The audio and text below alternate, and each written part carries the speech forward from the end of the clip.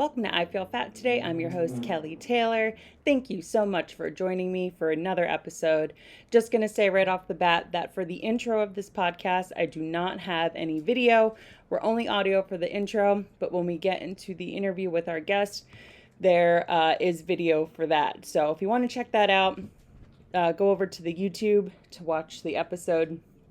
Speaking of the YouTube, please go on there. Even if you are not someone that enjoys podcasts in visual form, it would mean so much to me if you went to I Feel Fat Today podcast on YouTube and gave us a subscribe. It's free. It'll take 2 seconds, and yeah, I appreciate it. But check out the episodes. I do wish I had video for the intro of this podcast because I am surrounded by very cute animals, but you'll have to use your imagination for that. All right. As always, you can find I Feel Fat Today on Instagram at I Feel Fat Today. If you want to send a message there, let me know what you think about the podcast. If you found a conversation interesting and you want to give me your thoughts, I love your feedback. If you want advice on anything, send me a message. I Feel Fat Today on Instagram. I have an email somewhere. When I get that, I'll let you know what that is if you want to shoot me an email. You can follow me, your host, Kelly Taylor, on Instagram at Hello, This is Kelly. And yeah, all right, on with the show. So for today, what I quickly want to talk about, again, I'm kind of doing this at the 11th hour just because I'm going away this weekend and I was busy getting ready for that. And so now I'm recording this pod with little time to spare. But nevertheless, we proceed. Okay, so I have another article, if you want to call it that, from page 6. I came across it and was like, interesting. Let's talk about it on the pod. Okay, so from page 6. Rebel Wilson claims people only need 600 calories a day following a week-long detox retreat. And this was from earlier this month. Rebel Wilson, who's been open about her weight loss over the years, says people don't actually need as many calories as they believe. I was just actually in a program where I learned about food, and they taught us that you don't really need as many calories as you would think. The Pitch Perfect star told the Daily Mail Thursday at a launch party for her Fluid dating app. Isn't she married? What does she know about dating apps? Which Casamigos hosted... shut up, I don't care. Wilson, 43, explained she recently went on a week-long retreat at Viva Meyer Medical Spa in Austria, where she learned you really only need about 600 calories a day, as opposed to 1,500 or 2,000. While the actress admitted the idea might sound crazy to some, she believes your body doesn't need a lot of calories, especially when trying to detox. Okay, then they just show loads of photos of her. She noted, everyone thinks you need to eat so much, but if you eat right and you eat small portions, you'll be just fine. It's unclear if the comedian followed the low-calorie diet plan while on this retreat, but she did tell the outlet the advice is not intended for a daily routine. The problem is that some people are stuck at a desk or in their car and they tend to get hungry, she continued. That they want to eat because that's how they deal with stress or it's a habit. The senior year star, who has lost more than 70 pounds in recent years, went on to tell the outlet that she gained weight since welcoming daughter Royce via surrogate in November 2022. Now I can't get to the gym as often as I used to. I'm not just working out as much, so that has slowed me down. The new mom explained, also blaming her lack of sleep and change of lifestyle. Real quick, I just want to say, I love how, and I'm not knocking surrogacy, I think it's great, but I love how before surrogacy got really popular and people could afford to do it, it was like you have a baby and then we talk about, the woman getting her body back and losing the baby weight, and now that's not even a conversation. I feel like I've heard of at least 3 different celebrities in recent history, like in the last year, using a surrogate to become parents, which again, good for them. I'm not doing it, so someone should. All right. Well, Wilson's fiance, Ramona, also gained weight post baby. The Isn't It Romantic star has been jealous of her partner's progress. She lost it really fast, Wilson said. I have not been able to lose the weight as fast. The couple went public with their relationship via Instagram in June 2022 after an Australian newspaper threatened to out the wed alum. The duo got engaged at Disneyland after less than 1 year of dating, but Wilson told Page Six Thursday they have yet to begin the wedding planning process. It's really hard, she explained. It's been interesting to talk about, but we don't have any plans yet. All right. I don't know. I don't like this article at all.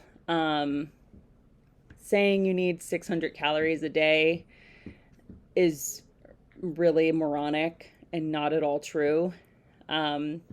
They did sort of specify in one sentence here, so if you read this fast, you may have missed it. This isn't intended to be long-lasting. This is just supposed to be like a little detox, but I think it's very funny that a detox just it consists of just not eating food. So, yeah. I don't know. You can check that out. I'll put it in the show notes, but all right, that's all I got for you. Really quick intro. This week on the podcast, we have the very funny, she's a cannabis influencer and really funny stand-up comic. Check her out on social media. Please give a warm welcome to the very funny Danit Sibs. Amazing. Okay, yes. So, Danit, before you got here, I was watching Vanderpump Rules, and so reunion. Okay. We you before right before we started recording, you made a you were talking about Tom Sandoval and how it was crazy that he would make that t-shirt comment to Ariana. It was so nasty, like to tell the entire world, like to be like, yeah, we had sex, but like you were wearing your t-shirt like that, like that's hot. So fucking nasty. Like I just feel like he knows he knows that that'll cut her to her core. As Ariana said, a grody. Literally, like that was so vile of him. Like it was like I loved how it got everyone's reactions, and they were just like hand on mouth, like, dude, you just said that. And like also like I cannot picture Tom Sandoval in bed. Like I don't know how Ariana did it for the entirety of that relationship, but I don't know. And there's all this stuff going around saying that Tom Sandoval smells. I know. Like, what's the deal? Well, I think it's cigarettes, but also like he likes his pheromone. Like people like are talking about it. Yeah. It's weird. Not good. Ariana's way better. She's way better, and I knew you watched Vanderpump, so I wanted to chat about this with you. I've been seeing a lot about like people on the internet having a reaction to how vicious everyone was to Raquel, and I can see a side of that. There also is the side of this is reality television. Yeah. And you signed up for your life to be documented. Like when Sandoval wanted to pull Raquel away for 5 minutes and not be filmed, it was like, he's like, this is like ridiculous. It's like, bro, you're contracted right now to have your entire, like, you're going to get a break, you're going to get lunch, but you're getting filmed the whole time. Yeah. It's crazy. Yeah. But anyway, so Raquel and redemption. I was talking about this with a friend because this is like all I think about. I was saying how like I do think that I think everybody aside from like murderers, rapists, those kinds of people, like real sociopaths, real horrible people, that they don't deserve redemption. But I think everybody else, like there is something you can do where you shouldn't be shunned from society after being publicly shamed. Yeah. However, I think for Raquel, it's like it cannot be on reality TV anymore. She needs to like be a real estate agent or something. Yeah. So here's what I think. I think before this what was happening, I think that the girls have been mean to her for years. Oh yeah, I agree. Like just. It's a fact. Yeah. Like we're not gonna. They always have a mentality of hazing the new girl. They always hazing the new girl. Like, listen, like Katie and Lala can be brutal. I mean, they were brutal to each other when they first Yeah. met. So that's the first thing. The other thing is, like, here's what I think. I think, like, Raquel is, like, it's very sad to watch her, actually. Yeah. Like, she is clearly, like, not really well, and she, like, is sort of like a shell of a human, like, has no sense of self. Like, it's so sad that, like, feel like she does deserve to, like, grow Yeah. and learn and, like, become a better person. Now, Tom Sandoval, he's a piece of shit. He's 40. Yeah. You're in your ways. Like, you're set Yeah. in your ways when you're, you know, that much of an adult. I completely agree with Yeah. you with Raquel. And I'm looking at her, and I can admittedly see sides to myself not when I was 28. She probably, I could see Raquel maybe, like, it really being that big of a mistake when she was like 21, 22. Right. You know, even though it's still horrible to do, you do some dumb shit at that age. Yeah. So I saw, not that I was sleeping with my friends' boyfriends, Yeah. but I definitely could see how when I was 21, 22, and I was not in therapy and I didn't realize, like, why I was acting the way I was acting. Oh, yeah. Like, when she had that breakdown going to, like, Havasu. Yeah. Before, that was the episode right Yeah. before, or, like, right after the scandal broke. So the producers right, hadn't right. re-edited it yet. Right. And she had that breakdown, and I was like, I've had that I've Oh, had that anxiety totally. attack. And I'm like, now in therapy as I'm 30 years old, and I'm like, okay, like, I realize why I acted some way. I Yeah. take full responsibility for it. Yeah. And also, just in terms of, like, relating to people, I was thinking about, like, the first guy I ever dated and just the guys that I would date when I was in my early 20s, and how I was like a wallflower. I was a wet blanket. I, like, didn't know Okay. how to be myself and, like, you know, like, have stuff to talk about and interest, because I was so not sure of myself. Yeah. And yeah. I think that's why Raquel sort Yeah. of, you know, what do I know? But I think she sort of, she has to find her validation in the guy. Pageants, man. Yeah. The pageants, big mistake. Raquel is a poster child for, like, never putting your children in a pageant. Yeah.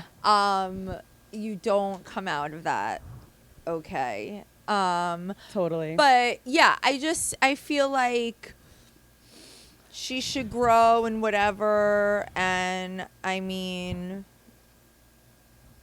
like, the other thing I was thinking about is, like, Tom Sandoval also, like, lost all his friends. Yeah. Like, it's crazy. And Ariana is, like, every single day is another paid ad. Literally. And shout out to these brands that are just, like, capitalizing off it. Yeah. The Duracell battery commercial. Yeah. I was like, that is the way you approach a project. Yeah. Like, that is amazing, because he made that one. He's probably kicking himself for even saying, like, I restock batteries and paper towels. And then to have Ariana stocking her own batteries in her house, I was like, this is next level. So good. It's so good. Yeah. Anyways, the Vanderpump Rules hour of the podcast. It's very important stuff, pop culture. Yeah, complete. I love it. I love it. I love sometimes will start the podcast off with, like, a pop culture topic. Sometimes it'll relate to dieting, but I'm so excited, Danit Sibs, to have you on the podcast. Thank you. I'm so excited to be here. You get to meet Finney in person. Oh my God, this is so awesome. He's being so good. Such Yeah. an angel.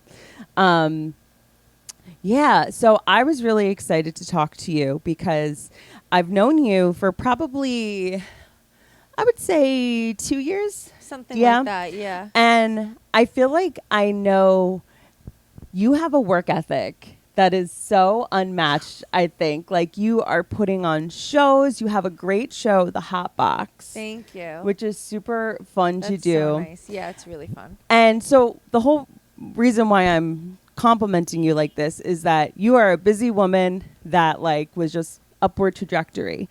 And then you have a life-altering event, I would Yeah. say. Yeah, totally. And I'm like, so I think it's great that like you can be open about it.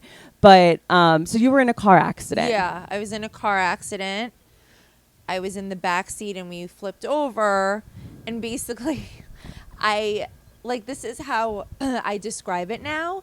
Like, it's like you're hurting from an accident and the impact, and you're thinking like whiplash and all these things, and like I never got better. Yeah. Like I never got out of that. Like, so like I knew that something was wrong, and like nobody was listening to me, the doctors. So I fucking hate Mount Sinai. Like, Let's talk about I it. think Mount Sinai, the guys made me feel like I was crazy. And I did like one doctor. He was a spine specialist, a physiatrist. So he wasn't a surgeon. So he did like my epidurals. And he like really tried. But like they must have like a blanket policy like to not prescribe opioids. Wow. Well, just narcotics. Yeah. Tramadol is actually not an opioid, and it's not really that addictive, and it's not even classified as certain things, and they wouldn't even give me that. That was my problem. It was that like nobody was listening to me, and I was in so much pain. And then finally, so after 3 epidurals, you can't get a 4th one for like a certain amount of time. Okay. Because it's steroids in your spine. Oh, okay. So crazy. Yeah. And my doctor, the only doctor I liked at all during that whole time, the one at Mount Sinai, and everybody else sucks, especially you, Dr. Kim. I've talked about him on my podcast. I cursed you out, and I would do it again. I would say exactly the same things that I said, because I'm good like that. I could really You can stand up for off yourself. the fly, like on the fly, On the fly. on the fly, Off the dome. off the dome, on the fly. I can like be like, fuck you. I was like, have you ever had a spine injury?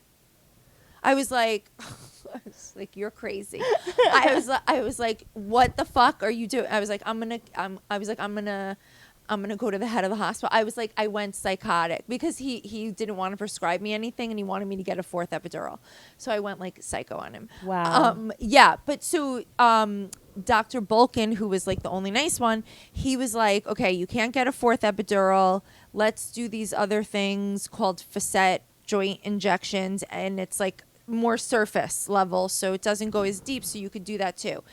And as a result, I couldn't get out of my chair when I got home that night, and my legs gave out and I was crawling on the floor, and that's when I was like, okay, this is like we now, like I got through, like last summer I was okay for 3 months because I had the epidurals and they did a little bit, and then like it all started wearing off, and then I was crawling on the floor calling my 2 best friends to come. One lived in my neighborhood, so I was like, you need to walk over now. And my other one had she had taken me to the appointment and then put me in a cab. And then she's like, I don't understand what's wrong. I'm like, you need to get in a cab and come up here. My legs aren't working. Like, I was really freaked out. And then I crawled. It's so, now I'm far removed, so I can like laugh. It's crazy when I talk about it. I crawled to the front door of my apartment and pulled myself up by the door handle and left the front door open so that they could just come in, and crawled back. Oh my! I'm picturing crazy. Leonardo DiCaprio, Wolf of Wall Street. Oh yeah, when he does the Quaaludes and he's going from the car to the. He's way more like gummy. Yeah, more gummy. But I'm picturing that. That's what it's like. So did the doctor like not tell you that this is what you could expect?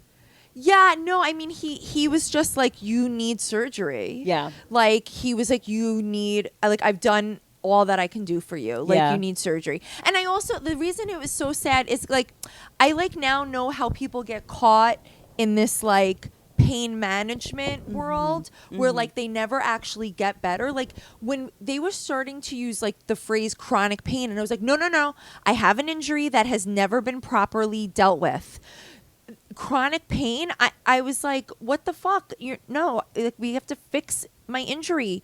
Like, I was fine before. Yeah. So something happened in the car accident. So anyway, then I went on that the next morning I called my boss and told her I'm going on disability. That was like when I was like, oh my God. I was like, I need surgical consultations. I can't find a right doctor. Like I'm crawling on the floor. And then my friend referred me to her doctor at Hospital for Special Surgery, the best place in the world, Dr. Federico Girardi from Argentina. Oh, I love him so much. He also has such good bedside manner. It's hard to find in a spine surgeon. that There are is all these so assholes. important. This Yeah. is like not the same thing, but I finally got dental insurance. Okay. And so it had been Mazaltov, a long time. It had been a long time since I had been to the dentist Yeah. through lack of, whatever. So I called a place and I was like, the one thing I'm like, can you just make a note that I need like really good bedside manner? Like I haven't been in, let's say, 5 years. Like I don't want to be reprimanded for having like bad teeth Yeah. or like having not gone to the dentist. Because that was also, once I got the insurance, I was like, well, I'm afraid to go because I might get yelled at. And like so all that to say is bedside manner Oh is my so God. crucial. So everything that you're describing, you had to consistently advocate for yourself the entire process. Like you couldn't let your foot off the gas at all. Yeah, well, and once I went on disability, I told my mom, you're going to come with me to every surgical consult because they're not listening to me. Like I couldn't go by myself, and they didn't give a shit about what she said either. Like You Cornell needed Weil, someone with you. Fuck them too, Cornell Weil. We're just calling everybody out. Also, he was a neurosurgeon. Neurosurgeons, I think, like just really. My spine surgeon was orthopedic. It's a little bit different. Like he took X-rays where nobody else did. They were just looking at the discs and the herniation and MRIs. He looked at the X-rays to see how compressed my vertebrae were on top of each other. Right. And your cervical spine is curved. Mine was completely straight. He's like, that's an indicator of pain. You don't have a curve in your spine. I'm like, yeah, I can't move. So today, it's just, I had jury duty this week. So the day of the apocalypse, I had jury duty. Yes. So I just sat, or like today, like I have, I just sore and I walked around a lot and I had like intense acupuncture and cupping yesterday. I have purple strips down my back. That's I so love that shit. I love that stuff. I got love acupuncture once because I had a boss that was like sort of just out there, and she got on a holistic health kick and got myself and my coworkers acupuncture from a person in her neighborhood, and I fucking loved it. It was so good. I've never done cupping, but I would love to. Yeah, yeah. I mean, you went for, injury stuff, but yeah, but no, Yeah. I love it. I mean, I went to acupuncture not so consistently, but I've been to acupuncture before all of this.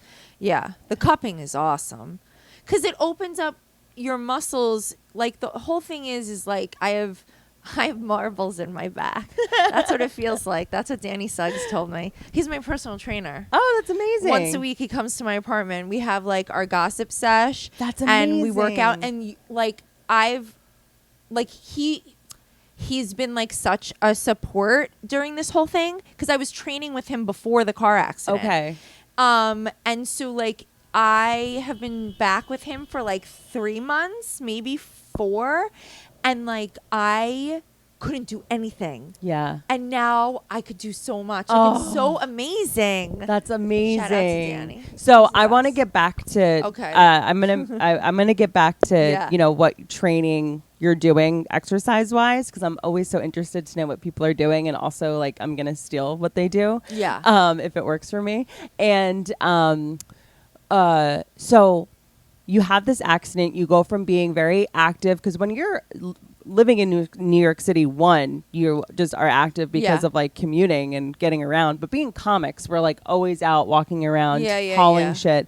So how did this accident affect the relationship that you had with your body? And like now you had to go from being like moving all the time to sedentary, really. Oh my God. Well, I would just really get super high and eat lots of things, so I gained weight.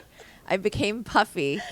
Like my friend who's like also my dietitian, she's like, eating is not an activity. I'm like, huh? What? I've like, never thought of it like that. It's not an activity. Do something eating, else. Like my girlfriends and I, we go out to dinner. We're like, course. this is the night. Like we're like, we don't even need to go out after. We're doing the activity. Eating is not an activity. I need to write that down. Yeah. It really stuck with me. I'm like, okay. Yeah, no, it was like, so before surgery, I got a Peloton because I was like, okay, maybe I can do this because it's low impact. Yeah. I think I used it 5 times, like, because I couldn't. So that's like, I couldn't do anything. Like, and it was also like, listen, I'm a late person because I smoke weed. You take your time. I take my time. I don't like waking up, or I don't like moving early. Like, I always wake up early, but I don't want to like do anything. And and I also live in Washington Heights, so I'm always late. Yeah. That's how it works. Just by virtue of living in Washington. Yeah, Heights. seriously. So like now I'm later than ever, and I'm also canceling last minute all the time. Yeah. Because I'm like, can't move, can't do it. Yeah. It's cutting into just the frequency of the activities you did do. Oh yeah. You know? Yeah. Just having to cancel a spot when it's for not a great reason. I must have sucks. canceled 30, 40 spot. I mean, I don't even know. I also didn't really date. Yeah. Like, Everything got put I on didn't have pause. sex for a year. I mean, that's understandable. No, 11 months. Because, like... I went from February 2022 to January 2023. When do you think from, like, the time of having the accident to you feeling, like, physically okay, were you ready to have sex? How long? Yeah. 11 months. Yeah. Like 11. Oh, okay. 10 months. Well, and it was 3 or 4 months after surgery. I think, right? I had surgery in October, November, December, January. It was 3 months after surgery. I have to say, that's kind of a quick recovery. Like, I know, that's crazy, but like my neck really hurt. Yeah. Like, I really was like, was it this even is worth not- it? I mean, yes and no. Yeah. That's the joke I do about the 69er, where he 69 me as his first move. He was on top. He squished my face. As long as you're on your back. No, I don't want him on top of Yeah, me. no, that's too. I'm like, the kid now can't I- be guy on top. Yeah, no. I'm like, I have pink eye. His whole fucking ass crack was in my face. And his ass is like mom butt. Oh my God. Looked like my mom's butt. I love it. Mom butt. Joe has Hank Hill ass, where it's just like you know What- Hank Hill yeah, from but I King don't of know the what his Hill, ass just is. completely flat. Flat. Yeah. Flat and like kind of goes in. Like there's no cheek. Yeah. Okay, so as you were talking, I wanted to ask you. So, how soon after your accident did you start working out? I wore a hard collar for a month. What's a hard collar? Like what you see, like it's hard plastic. Oh, that around you your wear neck. Around your neck. Yeah. Not like the soft ones. Like when I was wearing the soft one, people like just thought I strained my neck, and I was like, who walks around like this? Who would elect to walk around I was like, with a soft collar on? like what the God? Like because of the way that I am, I just felt like it was like if I didn't address it, it would be weird. So Right. it was like constantly I was talking about wearing my collar while I'm wearing it. It was so awkward. It made for really like ridiculous social interactions. Did you just stand up with the soft collar on? I think I took it off when I got up. When you got it. Yeah. It'd be so hard to get through a And set then with I the soft. have like the first show I did after surgery, I took it off when I went up, and you can see, like, I posted clips. I'm still like such a robot. Yeah.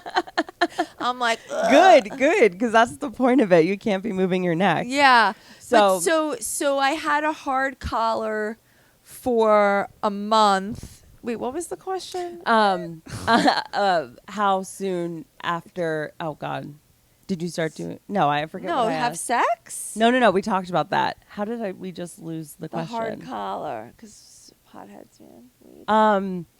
What did I? You Whatever. asked me. I was asking you how long it had been since something. If you're listening, I don't have the ability to scale back 30 seconds to listen to what I just said. Yeah. Whatever. We'll go on to the We'll next get back thing. to it. I mean, so a hard collar is like 2 plastic sides. It's kind of crazy. It's like so crazy when I talk about it. It was intense, dude. It's really so intense. seeing where you are now, I'm like, wow. Yeah, like it was fucking intense, and I mean, I like have beef with an old lady in my building because after I didn't need a walker anymore. Yeah. I gave my mom my walker. So ridiculous. I used a granny cart to walk to the grocery store. Yeah. Like that would be my rehab, part of my Yeah. rehab.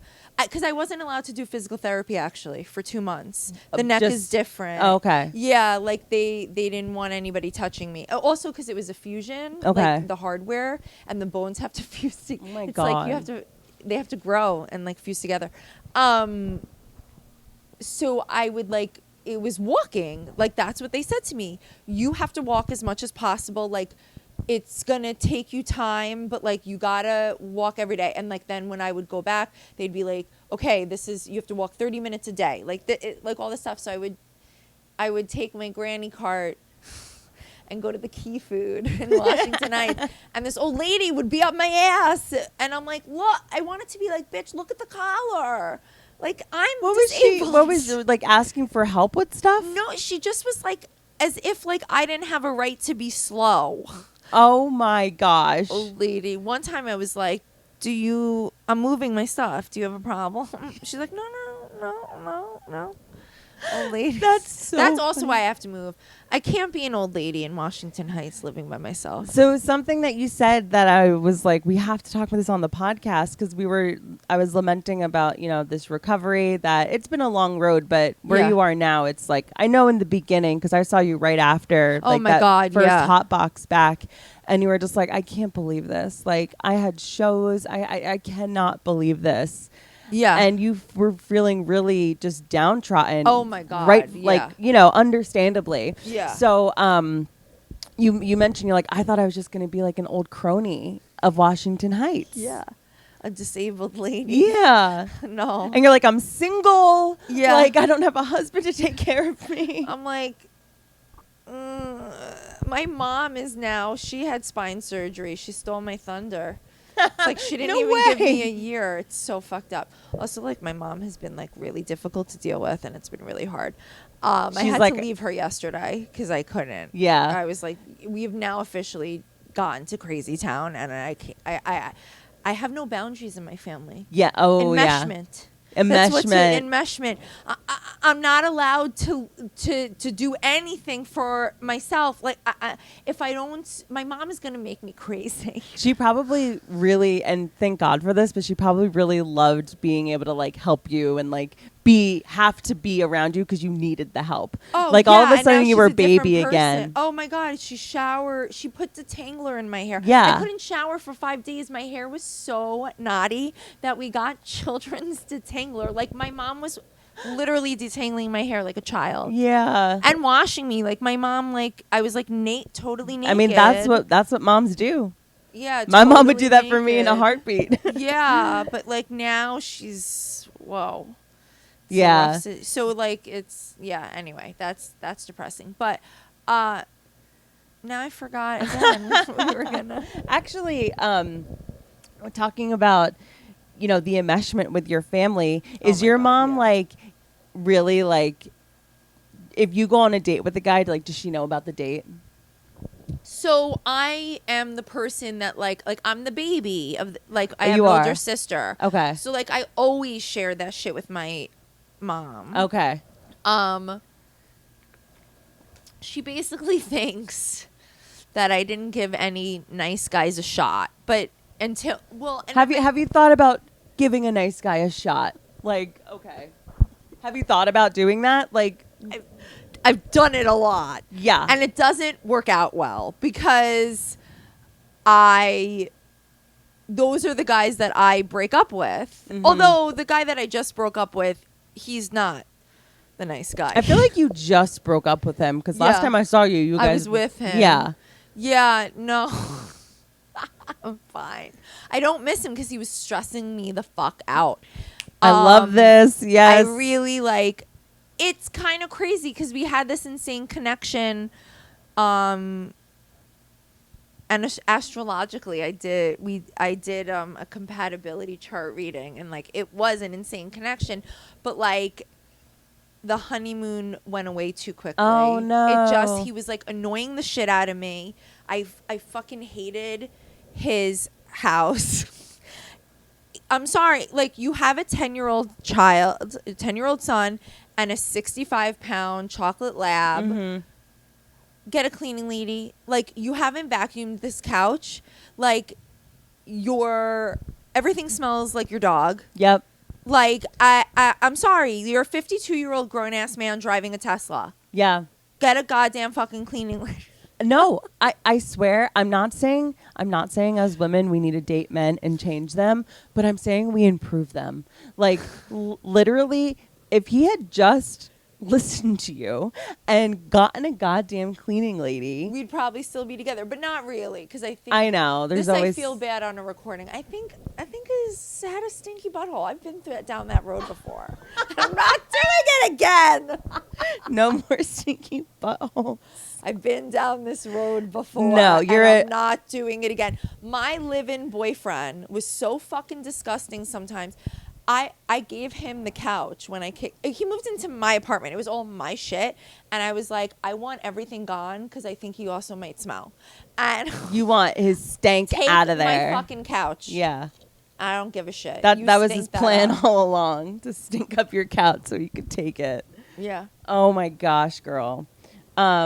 Yeah, I've been with some winners. No. He was a good guy. We have no hard feelings, although he came into the city last night and posted this whole thing that he was at Astor Club, the consumption lounge in the Lower East Side. Oh, yeah. And I said to my friends last night, well, I guess we're not going. Did you meet him through cannabis events? He was that Connecticut show. Mhm. He was at the first one I did there. Okay. And that's how we met. So, So- yeah, it was at a Connecticut consumption lounge. amongst other things, like other factors in your relationship that made you once again advocate for yourself and be like, I'm not doing this. The distance, like I know Oh, Connecticut's my not God. far, but like living in Washington Heights and dating a guy in Connecticut, that's what I call geographically undesirable. Totally. So I'm geographically undesirable in New York. Like, I've had guys literally stop talking to me when they find Yeah. out where I live. Right. Totally get it. Like, it's fine. This was really far. He doesn't live in Stamford. He lives above Hartford. Yeah. On a good day, it's 2 hours. On a bad day, it's 4. And it was exhausting. I just felt like he met me in February. Yeah, February. And I was still in so much recovery mode that I got swept up in because it was January was the first time I had sex again. And then I met a guy with adult braces that I thought we were going to be. He also had cervical spine surgery, so I thought we were obviously going to be lovers, but it didn't happen. So the one guy you had an astrological connection, and that guy you had a spinal surgery connection. Yeah, You need he's to giving me make- a lot of free weed because he's like, you're a medical patient. You need to make a coffee table book of the men that you've dated. I know. Oh my God, that's what I should do. Literally. When people tell me to write a book, and I do have 20,000 words in a Word document. That's amazing. From COVID, yeah. But like, I'm like, it's so hard. But a coffee table book. Coffee table book. It should be a profile. Like Yeah. it's like Yeah. you're swiping. Yeah, And yeah. it's a profile of each guy. You would have to have a lot of sign-offs. A lot of people. No. I'm gonna change the names. Yeah, change everything. I'm just gonna Just change. order a model Oh my God. Hire a model that looks like him. Oh, you should do that. This is thank That's God your this idea. is being recorded. Amazing. Okay, so pivoting a bit, where Yeah. did you grow up? East Meadow, Long Island. Okay, Long Island. I was in Queens when my parents were still married, and then my mom put us in Long Island. She took us. My mom hates the city, like hates Yeah. Queens, hates everything. So the suburbs. You're from the suburbs of Jersey, right? Yes. Yeah, I'm from like central-ish Jersey. It's like very similar to Long Island. I think so. I think that's why I get along so well with Long Island people. The good ones. Yeah, I mean, There's some bad there's ones. the bad ones of Jersey as well. I You know. know, like and the bad ones are very much alike. Yeah. So you have an older sister. Yeah. So did you guys like growing up? What was like the activity that you did that like kept you busy? Like for me, like it was sports. I did softball. Oh, Like wow, did you do okay. sports or anything? I danced. I You did danced? dance. But I was always quit before the recital. Really? You never performed? Like a couple times. You're a performer now. That's so It's funny. so weird. Like my mom would pay for the costume and then be like, I'm done with this shit. Your mom would let you quit? Yeah, why'd she do that? Why'd she let me? I honestly, because she was a single mom, probably. Yeah. She was like, I don't give a How fuck. old were you when your parents got divorced? Well, they got separated when I was like 4.5, 5. But my father was a piece of shit, so he dragged us through family court. Ugh. And they didn't get divorced until I was like actually 12 or 13, I think. Really? Yeah, a long time. Long The court time. System, yeah. Yeah, that's a lot to go through Oh as yeah, a kid. childhood trauma. Yeah, that's why. Thanks, Daddy. I like don't even say the word dad. I said like I have a father. He passed away, and it's weird. Oh wow. Yeah, he passed away in August.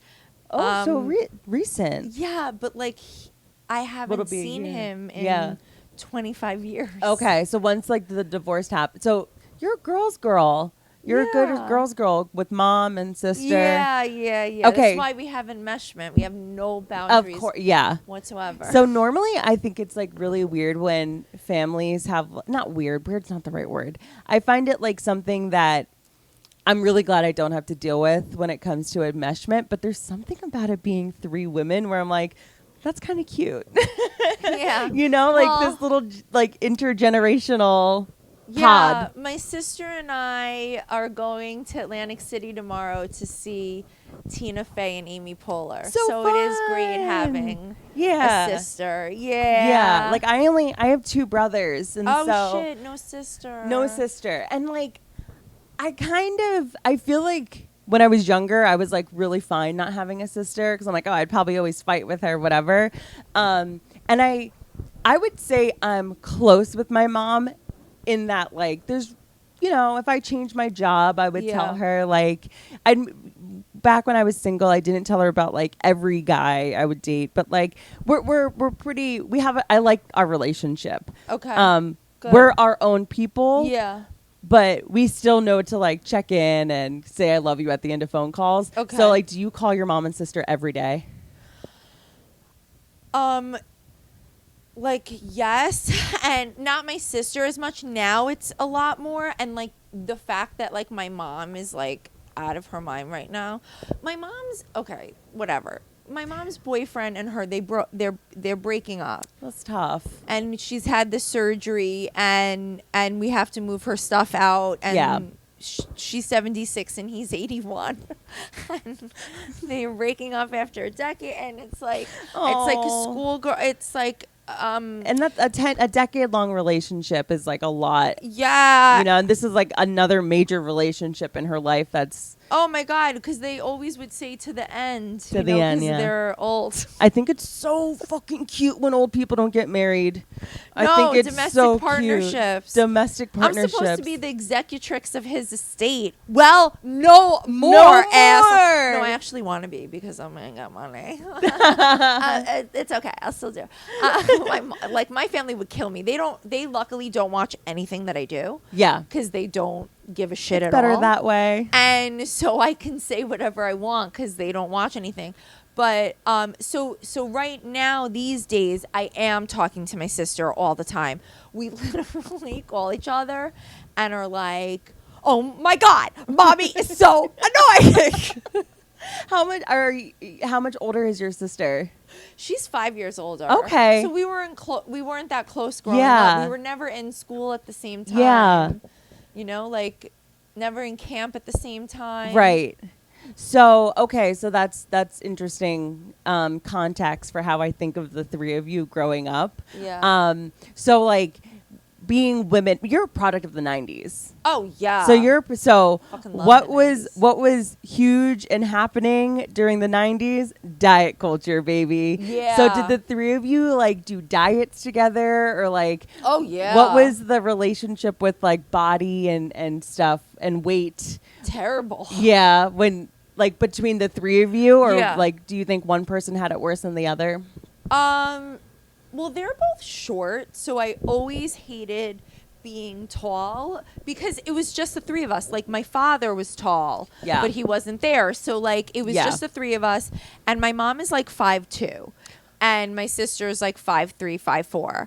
So, I mean, I was always the tallest in the class, like all that stuff growing up. Yeah. So like I always felt bigger, and even though like I was like skinny as a child, You still like, feel big. You still feel big. You're not cute and little and whatever. And then like my mom was like always heavy. Like that's why I think her body is deteriorating. Like you can't handle that, like, and not being physically active. Like it's a combination. It's not just like the weight. It's also like well, the not weight being can physically be active. a byproduct of because when you are not physically active, it's not like you're just fat and you stay fat. You get fatter.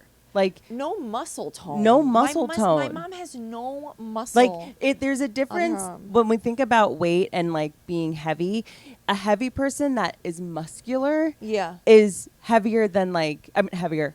Can be healthier in some ways than like a person that is like maybe just naturally more thin. Yeah, and totally. no muscle tone. That's like you need to like maintain dexterity and like movement and like that's why for you having the injury that you had, it's like so shocking to your system. So okay, so and I feel like I often repeat like certain things on this podcast, but the health of that you have in your 30s, 40s, 50s, like will sort of not determine, but like be a major factor in like your movement and health in your 70s. Oh, totally. Yeah, totally. So, so my mom was heavy, and she's like lost weight in 2 different times in my life. Like lost like 80 or 100 pounds 2 different times. She starved herself. She ate 1,200 calories a day. My mom starved herself. Yeah. And we have been like marketed essentially and like have had these experience in like our own immediate families of like success stories. Like you're a success story when you lose 100 pounds. Like the amount of adoration you get when you even lose any amount of weight. Like have you noticed in you losing weight since the accident, like sort of depuffing yourself, people have given you compliments? Oh yeah. And I want them. Yeah, I want them badly. If they could, they need a bottle and sell the feeling you get when someone says you look really good. Like when they are indicating to you in some way that they know you've lost weight, and they don't even have to say like, you look like you've lost weight. When they are like, by the way, you look fantastic, you're like, oh my God. Yeah. Yes. It's such So a good nice. feeling. It's so nice. Like I'm finally starting to feel like myself again. Yeah. Because that's another thing. I think for you, it's like the weight that you may have gained was a byproduct of like a very severe situation. Yeah. So Yeah. it's like you don't really have time to be hating yourself or even like mad at yourself for gaining weight, because that was a matter of survival for you. Oh yeah. Were And you- also like I was on like so much medication. I had steroids like in the cortisone epidurals. I had taken multiple packs of steroids. So like I literally was puffy. Like, Yeah. Oh, yeah. I don't even Yeah. and anesthesia, like there was nothing I could have done. And then also I was like smoking tons of weed and having the Yeah. munchies. Yeah. 'Cause And I not was moving. depressed and not Yeah. moving. So like it was I mean, yes, but like I had not like to not move like that. Like now that I'm active again, like especially with Danny, I'm like I was like, does this make sense? I said this to him the other morning. I'm like, it's almost like my muscle tone, like I'm getting more muscular quicker because my starting point is so low. He's like, yeah. I'm like, do you know what I mean? Yeah. Like I'm not like, it's so hard when you're already like active to like try to get anything going, because it's like you're already doing so many of the right things. But like when you're coming from such a low place, it's like, yeah, Your baseline is your completely- baseline is so like I had no muscle tone. Like I love it. so like now it's like, holy shit, What my a arms good are like coming back. motivating factor that like sort of like popped up early on almost. Yeah, like after surgery, no. Was it before? I don't know. At some point I noticed like this extra roll underneath my boobs that was so much bigger than anything I had ever Had on your body. had on my body. I mean, that's just, maybe I was wrong. Maybe it's always been there, but it didn't feel like that. Right. And it's starting to dissipate. Like I feel more normal. So you feel more yourself. Yeah. So at any point when you like, because you probably didn't realize that you looked differently at that point. You probably just got to the point like when you could physically actually get to the point of like doing more and not smoking Yeah. weed and eating a ton and all that stuff. Yeah. Were you mean to yourself at all and being like, I can't believe you let this happen? Or it was just like, okay, that's fine. This is what happened, but I'm ready to get back. I wasn't mean to myself that I let it happen. I was more just like, ugh, Feeling. I can't look at you right now. Like, I just can't fucking Like- look at this gut. Girl, this is not it. Like, that was just like I was grossed out. Yeah.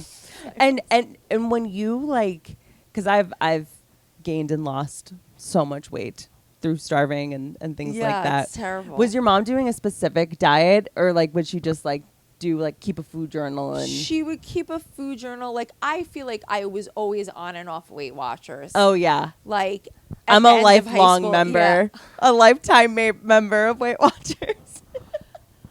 I'm like, should I do it now? We don't need it. My Fitness Pal. You know and what's the so point funny? system. Have you Yeah. have you done Weight Watchers like in the last 10 years, 5 years? I don't think so. So I wasn't enrolled in Weight Watchers when I was a kid, but I would go with my mom and my grandma to the Weight Watcher meetings. Oh, yeah. And the points. Oh God, the meetings. The meetings that you would go and you would get weighed, and they Uh-huh. kept Oh, yeah. track, and I've done everything. meetings 2 different times.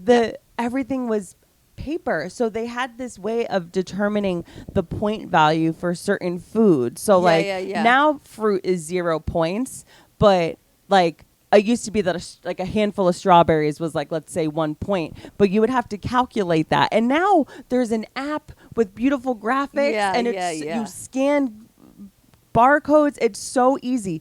Back in the day, back in like the late 90s, early 2000s, they had this paper tracker where it had numbers on each side, and you would, through this little window. Oh yeah.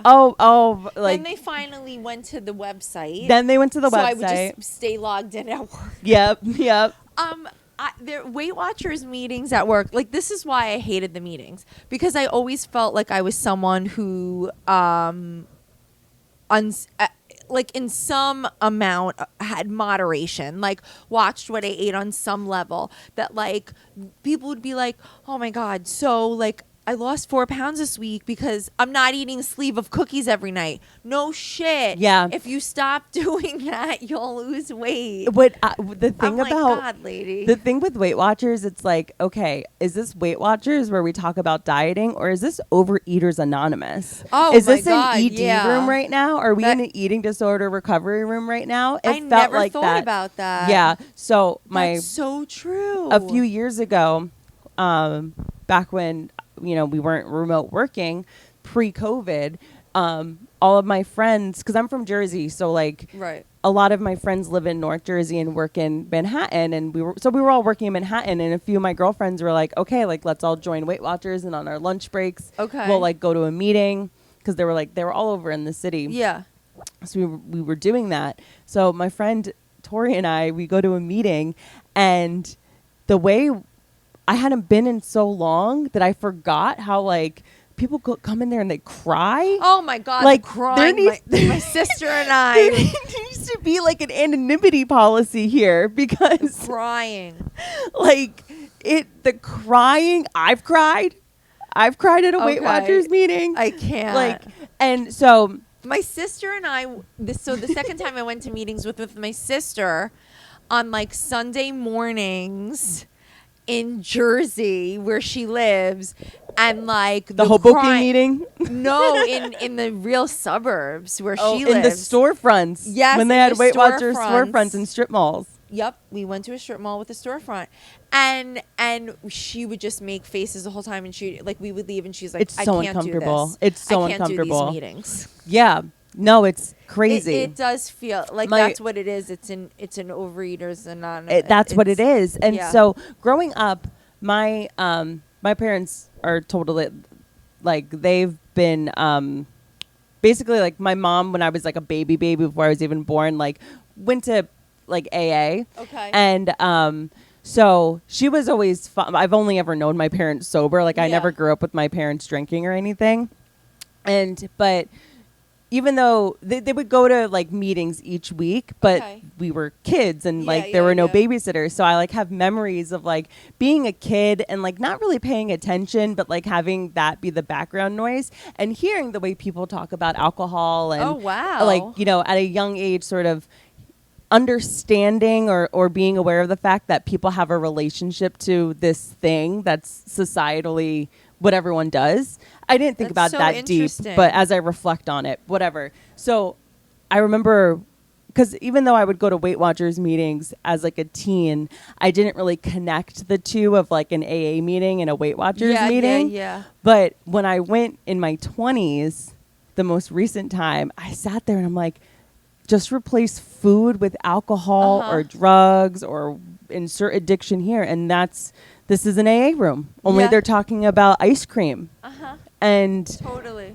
So they're wild. They're wild. And it's that's the thing about Weight Watchers and diets in general. Like I'm trying to like come up with a good joke of how it's all marketing, but Weight Watchers has a meeting aspect to it. Yeah. And so does it still have the meet? Like, yeah, okay. Only now some of the it's like easier to get to meetings now because they're virtual. Right. They're virtual. But when the most recent time I did Weight Watchers, I had lost a good amount of weight, probably like 20 pounds, but I gained it back so just as quick as it took me to lose it, because like I was following my points. Yeah. I was starving myself, and it's not sustainable. It's not sustainable to starve yourself. And I don't want to say that's what Weight Watchers is, but that's what Weight Watchers can be. Well, I'll tell you, because I know you wanted to talk about this. That's the thing that Ozempic changes, is that you are not hungry ever. Yeah. So when did you decide that you were going to try Ozempic? Okay. So, someone in my family is on it. Okay. on and off, whatever. And so right after surgery, I had like lost some weight because of the surgery and like not eating and whatever. And I bought a dress for my nephew's bar mitzvah at the end of January.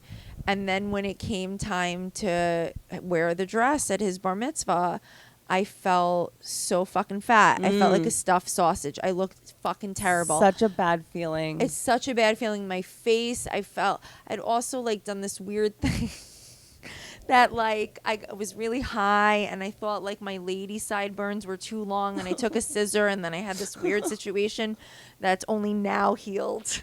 Like now I don't have to like cover up everything all the time. So it was like a really weird time. Yeah. That's like the most me thing to do is what I did to my sideburns. But don't take a razor to your face. Oh my God. When you're oh feeling my God. manic. Don't worry. I just like stare and tweeze like nonstop. So the relative that was on it like was so skinny and it made me so mad. Yeah. And what they said to me was, you've had such a hard time. Don't you deserve some magic to help you feel better yourself? Oh, yeah. And I was like, okay. So it's super expensive, but there are like bullshit health sites. That's how everybody's getting it. So at this point, insurance used to cover that shit, and now is yeah, it but not for weight loss. Not for weight loss anymore. It used to. Yeah, it covers it if you have a pre-diabetic. If you have diabetes or pre-diabetic condition. But like I got a discount like from Canada with whatever. Like whatever I did. I started with Mounjaro. Okay. And that shit, first of all, I started from Mounjaro and then I went to Ozempic because I wanted to see if Ozempic would have less side effects, which I'll talk about. But like in general, like it works in the sense of you have no desire for food. You have no appetite. There is never a time that I have felt it ever like that, you know, like, which now it's sort of stayed with me a little bit, which I'm hoping it'll stay. But you're supposed to like get more used to it, except my side effects got worse as I continued to use it. So like by the fourth week, because it takes like a month for you to get used to it, like I was waking up in Denver. I brought the Hotbox to Denver. I like barely did anything except for like the show. And I was like waking up in the middle of the night to have like diarrhea. Like it was terrible. Also like you are at a constant level of sick.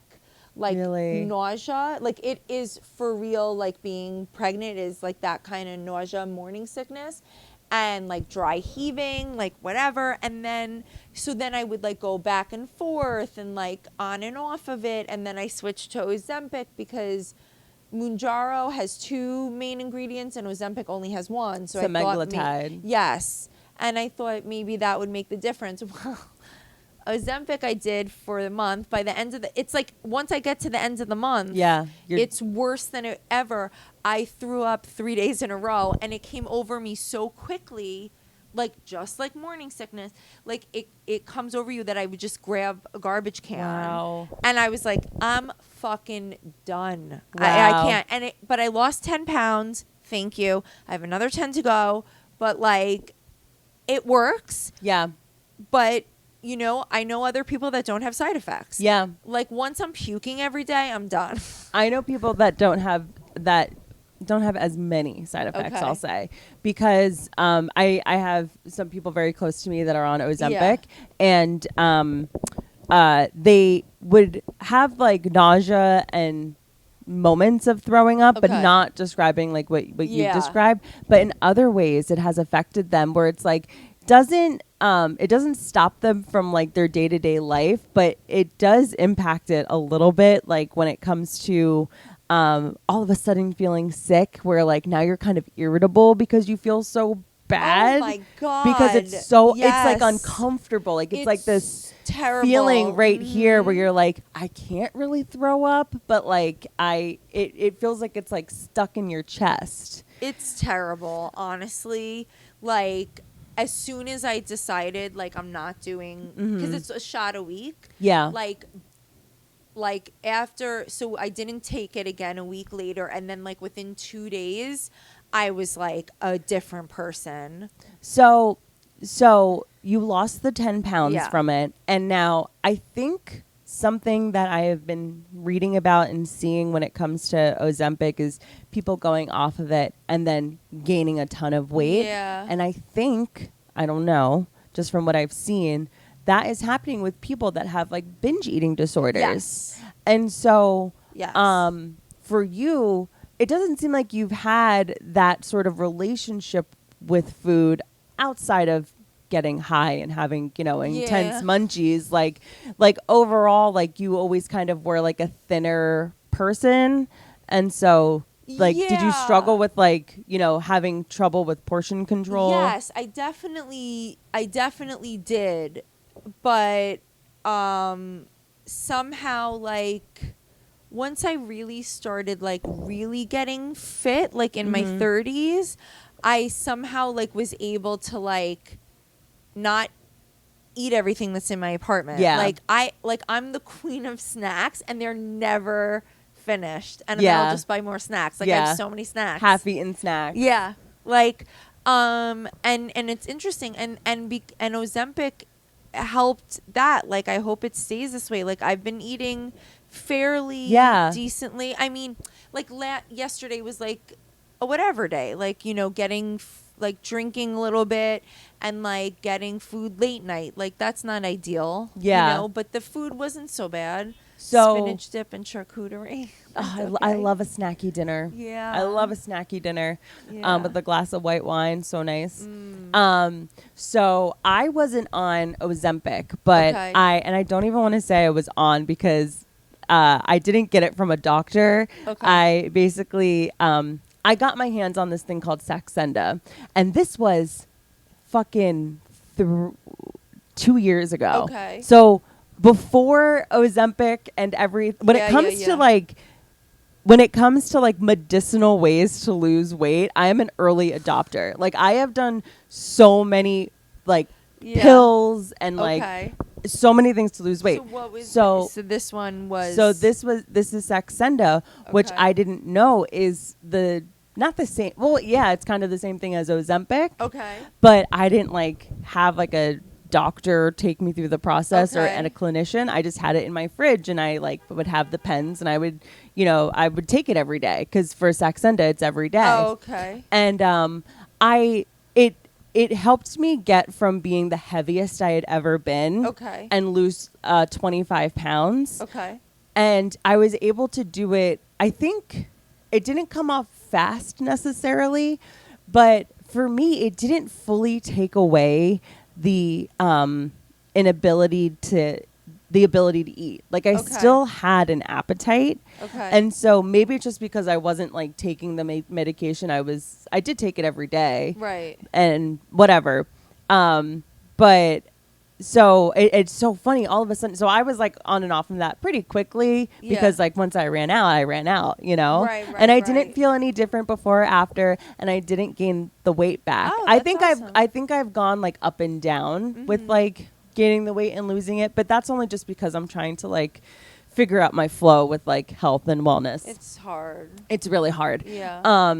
But something that I've seen a lot, and as I read about Ozempic, is people getting off of it and immediately gaining the weight back. So I don't know. I don't know.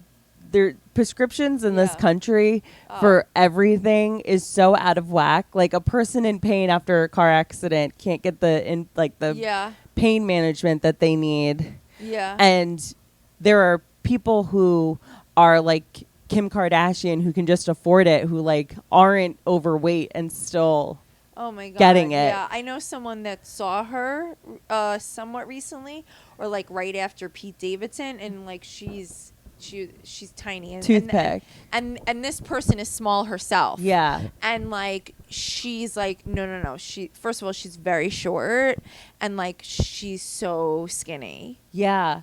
It's like I think that everybody deserves to live in the body that they can live in. Like, I think that Yeah. everybody, if your body looks a way that you don't want it to look, and I don't think Ozempic's cheating, I think that if you like, you have that right to do that. Yeah. And so I think it really sucks when someone is already very fit and thin being on it. I'm not an anti-Kardashian person. I really love their show.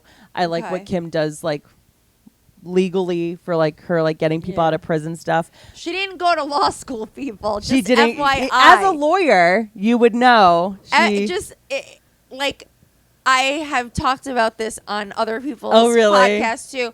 And like on shows, Kim Kardashian she doesn't have a bachelor's degree, so she can't even apply to law school.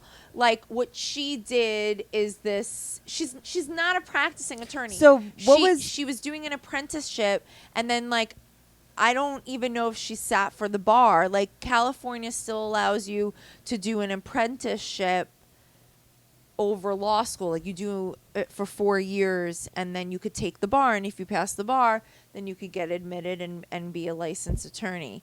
But like, she's not in law school. there was one people. episode of the Kardashians where she took the baby bar and passed. So what is that? I don't know. That's a California Okay, that's thing. a California I think that's thing. because of this apprenticeship. Okay. We don't have that in New York. Got it. So, or Okay. New Jersey, Connecticut. No. Yeah. Because like, law school sucks. And it I've doesn't, not heard good things. Yeah, and it doesn't necessarily prepare you for like how you're going to practice, but it certainly prepares you to write. Yeah. And all I could think is like, does Kim Kardashian, and this is not shade, I kind of like wish I was her. I wish I dated Pete Davidson, although maybe not, because he has borderline personality disorder.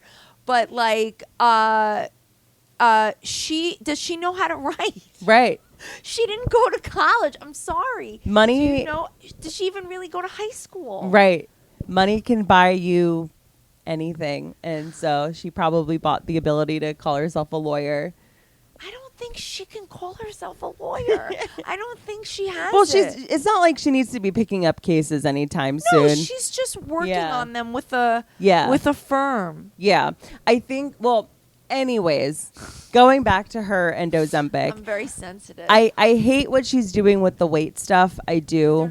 They're not being honest. They're not being honest. It's and fucked that's up. always been their issue with like the plastic surgery and all this shit. And like, the way that like when a Kardashian looks a certain way or comes out with that look starts to trend, and then they change it faster, and then you have all these people who are living paycheck to paycheck or whatever the case may be, not having the amount of money that they have now with this look that's old now because the Kardashians changed their look to the new trend. Yeah.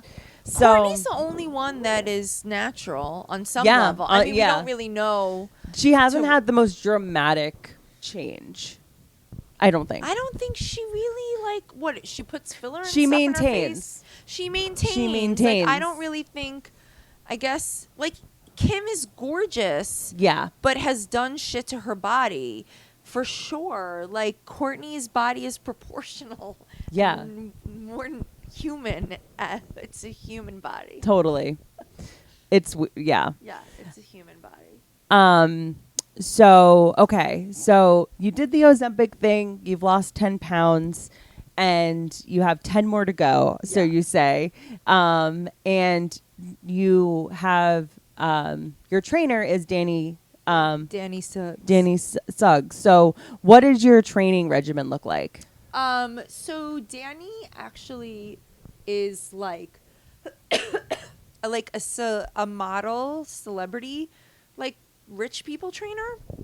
So he does like sorry. No, you're fine. He does like leaning people out, like a lot of like full body, using your body weight, like smaller weights, like all like so much core. Yeah, just like so much stuff. Like calisthenics. Yeah, sort of. Is that what that is? Like when you use your body, like when you don't really use equipment, you just Yeah, use like yeah, push-ups, sit-ups. and dumbbell. We do use free weights, but And like you do this in your apartment. yeah. Amazing. Yeah. Does he train you using the Peloton? No. Oh, that really? I do on Hey, my other no, no. days. I do that myself. Yeah. That's so awesome. So, okay. So I guess you could say you're getting fit and losing weight the old-fashioned way. Yes, and like I think my appetite still decreased. Okay. You know. Yeah. So you think that well, I think also when your appetite decreases like that, it's like your body has thankfully been trained to now be satiated with a different number of calories. Yeah. And so that's what I was saying with the binge eating people. They have a disorder that's outside of, Correct. their appetite. Or their Correct. appetite is fueled by something outside of just like, your desire for nutrition. Right. Okay, so are you maintaining any kind of diet, like just a low-cal? Well, I have a nutritionist. She's my friend. She's the one that said eating's not an activity. But I actually ordered Sakara Life. Now, oh my God, now I realize it's going to get delivered tomorrow, and I'm in Atlantic City for the night to see Tina and Amy. But it can last in that thing for 24 hours. Uh-huh. Yeah, because they put dry ice. Sakara is such a fucking Gwyneth Paltrow type of thing. But, like, it's all vegan, no gluten, no dairy. And it actually tastes fucking delicious. I've done like every kind of delivery meal service. Oh my God, have you done Jenny Craig? Oh, that was the most disgusting one I ever did. That was about 10, 12 years ago. The most disgusting. And you live by Jenny Craig, you die by Jenny Craig. Like, disgusting. It wasn't like you had Jenny Craig for like breakfast, lunch, and in a lot of cases dinner, because it'd be like sensible dinner, but you were having Jenny Craig breakfast, lunch, and dinner. Ugh. And that was early food delivery at home technology. Yeah, that's why it was so disgusting. Do you remember a specific Jenny Craig meal that you would eat? I just remember sitting, this is when I lived in Washington, D.C., and I just remember sitting on my couch in that apartment and being like, this is so fucking disgusting. This is hell. I cannot even eat this. Like, this isn't even, like, how can I do this? What a waste of money. This tastes like shit. And I'm not a picky eater. Yeah. It was so disgusting. So, like, listen, I have a moral issue with, like, HelloFresh because, like, I'm not using your service so that I can cook. Like, right. What the fuck? Yeah, if you're going to get meals delivered, it's like I can get my groceries delivered. Exactly. Yeah. I don't need you. Like, whatever. Yeah, although their stuff is delicious. Their stuff is good, and I've, like, had a roommate where we were like, oh, let's try this. And it was like, okay, this is fine, but it wasn't like... It's just like... When you know how to cook, it's like, what's the point? Well, I'm not great at cooking, but I also am like, I don't need to. You can get by. I can get by. Yeah. Like, I can cook enough and I could get by. So, like, I've done all the meals that are pre-made and, like, a lot of them suck. Like, one good one is Cook Unity. That's not a weight loss one, though. That's like chefs around the city. Yeah. So you actually get real food, but they give you all the allergen and nutrition information. So, like, those fucking tacos, every taco... Always corn tortillas, gluten-free, delicious, and like 500 calories and under.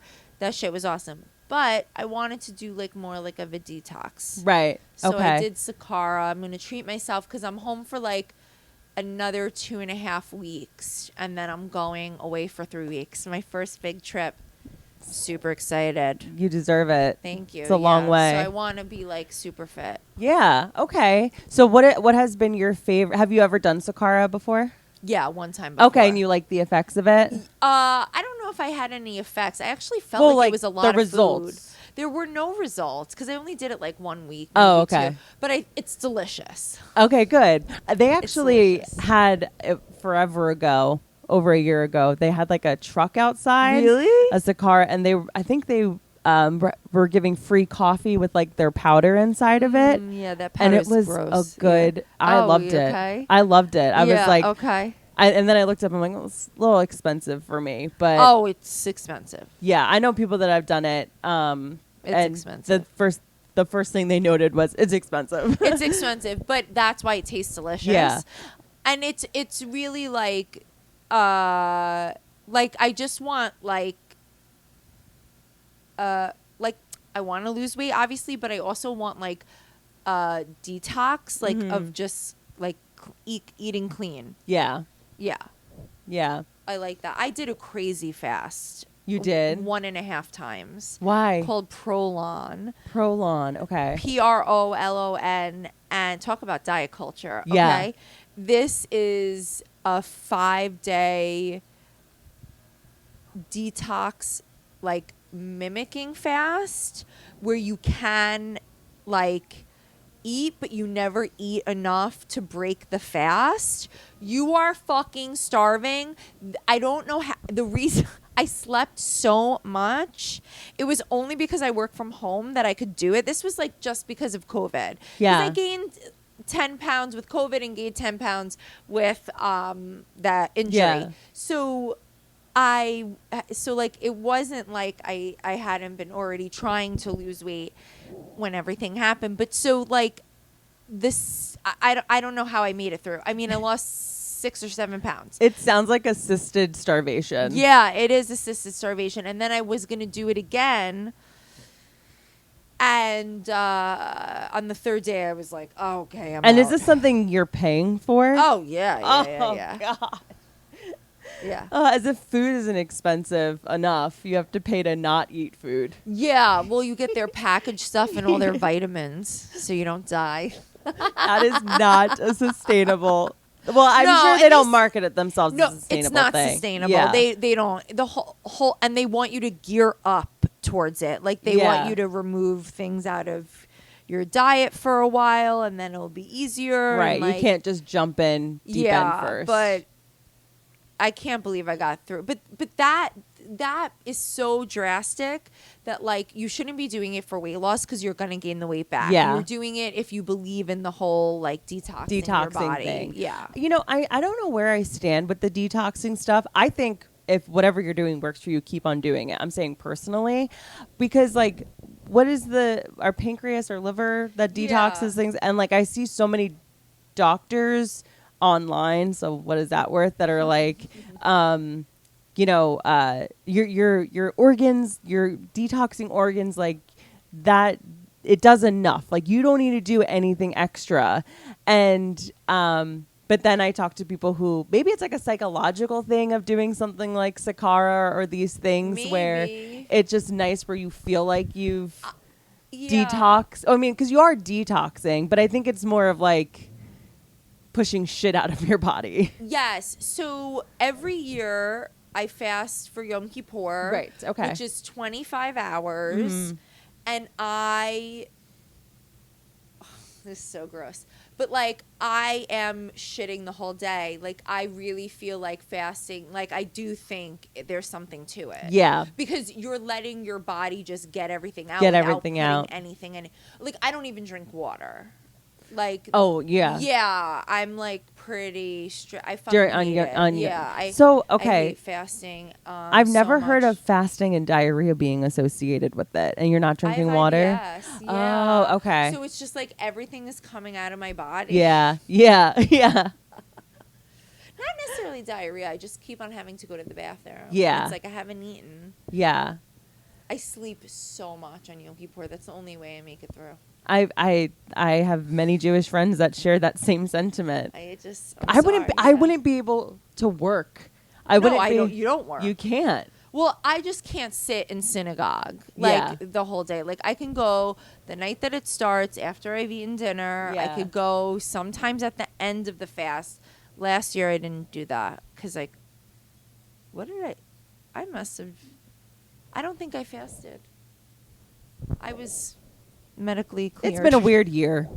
Sorry, no, God. Actually, I really don't think. I think, or I broke it at like 3 p.m. or like really early because I was like, I can't. Yeah. But okay.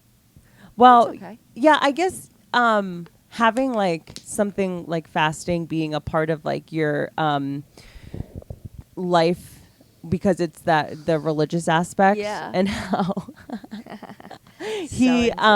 Finn really is like putting on the looks. Finn is why you should come to the YouTube of this podcast because he really serves. You really are showing up today, bud. But yeah, so being a Jewish person that participates in Yom Kippur, fasting is like part of your culture. Yeah. And so it's something that you do once a year. So I could see how because fasting isn't a part of my culture Right. at all. Right. And so for you being like, oh, it's more second nature, I think, for you to be like, okay, I can do this detox thing because Maybe, but I really dread Yom Kippur. Like, I have to wean myself off of coffee. Yeah, It sucks. I one time had such a bad migraine. The fast is so much worse if you don't wean yourself off coffee. Mm-hmm. That's why this year, I don't think I fasted. I was like, I'll just wake up late, eat whatever I want. Like, I don't know. I was like, I can't. You had a pass this year. Yeah. I just don't. Yeah. Whatever. Oh my God, this is such a delicious. I know, he really is. He's like he's like a Xanax. It's what's hard is like you don't know if the dog you're gonna get is like a mellow cuddler, and that's my fear. So, yeah, you don't know. I'll say for Finn, he has these moments where he's being perfect and his energy is wonderful and great, but he also has his like time where he's being this autonomous being and is just like, I do not want to cuddle with you. I want to lay in the closet and I want you to not look at me. And I'm like, okay, all right, fine. That's I respect that, my man, because I get like that too, where like I don't want anything near me or whatever. It is hard when there's a dog that you get that like doesn't want to do this at all. But a lot of it is training, you know. Which is also the plus side if you do get a younger dog, like you know, you can help form these habits. But like I walked into my sister's house, and Willow, her doggy, like, all of a sudden looks at me, barks, and runs up to me, rolls on her back so I could get her belly. She's so delicious. It's so great. They're such good pals. I love his face. He's kind of like, looks like an old man. Yeah. He has like a perpetually grumpy face. Yeah. Perpetually grumpy. Awesome. He looks so funny. Like everyone I think loves him best when he has this shorter hair. Yeah. But his hair can get so long and he gets so scruffy and it's just so cute. Aww. So, but I do have to do these cuts like this because he doesn't let me. Brushing him is like we fight about it. Yeah. And so, you know, I don't want him to ever get naughty or be too hot. So I'm like, okay, fine, we'll just shave you. You take care of him. Yeah, he's my buddy. I recommend munchkins to people, and I think you are I think I'm at the perfect stage. Yeah. For a little munchkin. And the right one will walk into your life. I know. Because when I was when I was looking for a dog, I had many of like puppies saved on my phone to be like, this is going to be the dog, and then something happens, you know, someone else gets them, doesn't work out. It's too early because if I'm moving, once you move, I want it after. I want it to get used to only one place. Yeah, totally, exactly. Yeah. Okay. I think we've definitely gone over an hour. Oh wow. And it's been so awesome having you on the podcast. Thank you so much for coming. Thanh you for having me. Where can people find you? On Instagram, it's best at Danit Sibs, DANIT SIBS, or at the hotbox.nyc. If you are in New York City or in New Jersey, surrounding Connecticut, make the trip into New York to check out Danit's show, Hotbox. I've done it a few times, and it's so fun. And my friends that come always have a really great time as well. Yay. And if you are, I would say follow Danit if you want to see cool weed culture posts. I learn about a lot of cool cannabis companies through you, and she's a great follow, so follow her there. Thank you. And all right, have a good one. Thanks, guys. Bye. So good. Oh my god, Finn looks so cute.